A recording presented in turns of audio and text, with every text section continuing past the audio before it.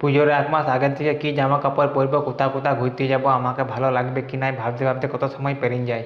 সেই সময়টা যদি ক্যারিয়ারে লাগাতো তাহলে ক্যারিয়ার বনে যেত। জামার সঙ্গে প্যান্ট ম্যাচ হচ্ছে না, প্যান্টের সঙ্গে জুতো ম্যাচ হচ্ছে না, আর এইদিকে মনের সঙ্গে মনের ম্যাচ না হওয়া সত্ত্বেও প্যান্ডেলে হাত ধরে ঘুরে বেড়াচ্ছে, তখন অ্যাডজাস্ট করে দিচ্ছে, কিন্তু জামা কাপড়ের সঙ্গে নো কম্প্রোমাইজ। অনলাইনে জামা কাপড় চুজ করতে করতে 7 দিন লেখা দিচ্ছে, অপশান আছে, তাই আমাদের কোনো অপশান ছিল না, দোকান দোকান ঘুরে ঘুরে একই দিনে কিনতে হইতো যা কিনার। অনলাইনে জামা কাপড় একবার পরে নিয়ে ফেরত দেওয়া সিস্টেমটা এখন মার্কেটে চলছে কিনা কে জানে।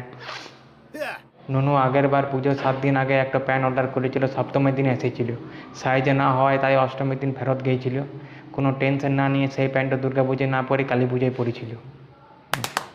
প্রতি বছর পুজোয় একই ডায়লগ, পুজোটা কীভাবে পেরিয়ে গেল বুঝতে পারলাম, যেন পুজো লয় হায়া বোঝা পেরিয়ে গেল ফুল স্পিডে।